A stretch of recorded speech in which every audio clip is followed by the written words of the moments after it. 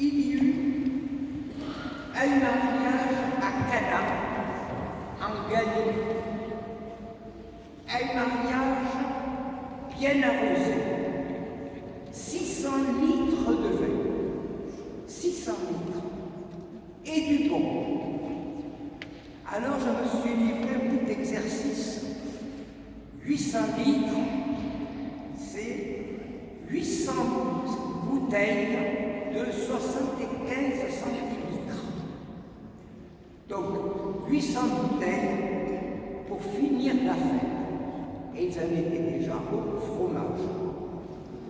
Que les fêtards et les noceurs n'en tirent gloire pour se justifier désormais. Parce que eux, ils ne savaient pas que l'abus d'alcool était dangereux pour la santé et que le mois de janvier était un mois sans alcool. Toute précaution prise maintenant. Alors, le 3e jour après son départ, des bords du Jourdain, Jésus, avec ses compagnons, arrive à Cana pour célébrer l'amour d'un homme et d'une femme. Il vient aussi se réjouir de la joie que cet amour procure aux amis des époux. Jésus se fait convive de l'amour des hommes. Il est un peu de la famille des mariés, puisque sa mère est déjà là. Malgré un gigantesque bug numérique, la nouvelle se répand aussitôt. Surtout, on est curieux de l'apercevoir. Alors, ce serait le Messie. Pas possible. C'est le fils de Marie. C'est le fils de Jo, le charpentier. Alors on se bouscule dans la cour, à l'intérieur de la maison, entre les nombreuses tables, pour l'approcher. Le vin coule à flot, la noce bat son plein, une ambiance bruyante, animée. Les premiers disciples de Jésus, invités au raccro, ont dû être très surpris lorsque, pour commencer sa vie missionnaire, il les emmène à la noce, à la fête. En effet, ils avaient été auparavant dans l'entourage de Jean-Baptiste. Et avec Jean-Baptiste, on ne s'amusait pas, on ne faisait pas la fête, on ne faisait pas la noce. Ils mangeaient des sauterelles. Vous avouerez qu'il y a de quoi surprendre. Il ne faut pas s'imaginer que Jésus, à ce mariage, est resté dans un coin. Il a chanté, il a dansé, il a pu raconter des histoires, comme tout le monde, un joyeux convive. Nous ne sommes pas sur terre pour fêter un échec ou pour tomber en enfer, que sais-je. C'est très joli de recevoir un voisin célèbre, mais les nouveaux mariés ne se doutent pas qu'ils le mènent dans un cruel embarras.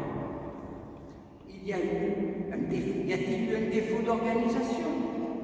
Ou bien les invités ont-ils bu comme des trous? Quoi qu'il en soit, le vin manque à l'appel des gorges. Marie, tout à la joie de revoir son fils, n'oublie pas pour autant les détails du service. Elle devine le souci du maître du repas. Plus de vin, plus de fête. Imaginez-vous une noce finissant en buvant de la menthe à l'eau. Elle peut approcher son fils et lui chuchote à l'oreille. Ils n'ont plus de vin. D'ailleurs, c'est bien l'arrivée de Jésus qui cause cet ennui, par les nombreux curieux qui l'attirent. Et affronter ses disciples, en bons marins qu'ils sont, ont fait honneur au banquet et trinqué fermement. Jésus lui répond: Femme, que me veux-tu? Avec un ton apparemment peu poli et délicat, car il veut manifester que, à partir de ce moment, l'initiative lui appartient. Il fait aussi comprendre à sa mère qu'il n'est plus un enfant, mais qu'il est le Messie envoyé par le Père céleste pour accomplir une mission. En tant qu'homme, il vient d'être baptisé par Jean. L'Esprit Saint est venu sur lui. Le compte à rebours jusqu'à la croix est enclenché. Chaque parole, chaque geste auront leur importance. Tout, absolument tout, doit concourir à la manifestation du royaume de Dieu qui s'est approché. D'ailleurs, Jésus va quitter Nazareth pour les chemins dangereux de Palestine jusqu'à Jérusalem, après avoir séjourné à Capharnaüm. Alors, ce moment charnière qu'il vit le fait frissonner d'angoisse, et il en vient même à dire non à Marie, alors qu'il va faire oui.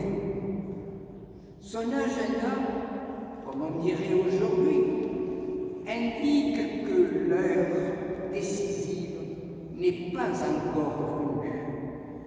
Son heure, ce sera celle du don total de sa personne dans sa mort et dans sa résurrection. Cette prière de Marie, qui le prend au dépourvu, il ne l'a pas occultée, mais au fond. Il ne pouvait pas trouver plus belle occasion d'un mariage pour faire comprendre que l'amour divin qu'il vient nous révéler est un amour quasi nuptial. Un amour pour Dieu, mais son désir et son plaisir. Marie, loin de se sentir rabrouée par la réplique de son fils, exhorte en douceur, mais fermement, les serviteurs de faire tout ce que Jésus leur dira de faire. À la réflexion, je me demande si elle n'est pas celle qui pousse son fils à inaugurer sa mission. Marie est donc capable de bousculer le plan de Dieu. Alors, n'hésitons pas à tout lui confier, à tout lui demander, puisqu'elle intervient même pour un détail matériel. La réponse ne se fait pas attendre. Remplissez, puisez, portez les 600 litres d'eau destinés au rite juif que Jésus vient de changer en vin pétillant de vie. L'Évangile n'en dit rien, sauf l'étonnement du maître du repas et la proclamation de l'épiphanie de Cana, après celle de Bethléem. Il manifesta sa gloire et ses disciples crurent en lui.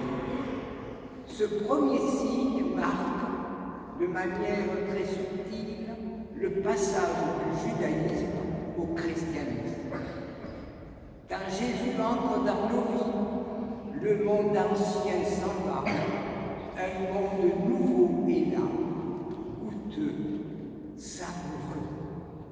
Jésus fait du nouveau à partir de l'ancien. Il fait du divin à partir de l'humain. Mais le miracle de ce jour, le vrai miracle, n'est sans doute pas tant que l'eau soit changée en vin, mais que la vraie fête, commence enfin alors même qu'Israël se croyait être délaissé de Dieu. En Jésus, comme Isaïe l'avait annoncé, c'est Dieu qui vient épouser l'humanité, conclure avec elle une alliance nouvelle, une alliance d'amour.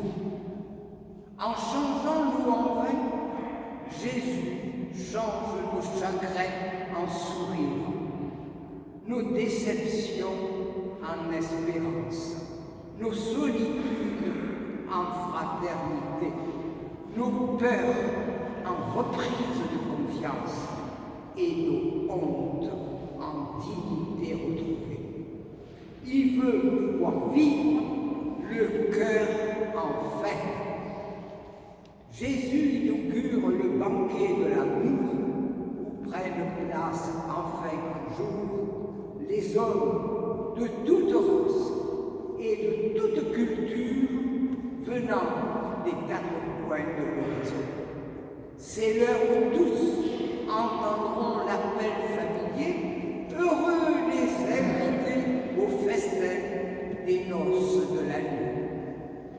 Et dans cette espérance, nous sommes appelés non pas à mettre de l'eau dans notre vin, expression de modération, mais plutôt de mettre du vin dans notre eau, à mettre un peu d'ivresse dans la vie, à mettre un peu d'évangile dans notre vie, pour ne pas afficher des faces de carême, mais des gueules de ressuscité. Et c'est à vous tous, les futurs époux de Dieu, que le serviteur que je suis voudrait redire, si vous faites tout ce qu'il vous dira, vive les fiancés, et par la suite, vive les mariés. Allez, allez, venons à la fête, notre Dieu aime le bon vin. À votre santé, à votre sainteté.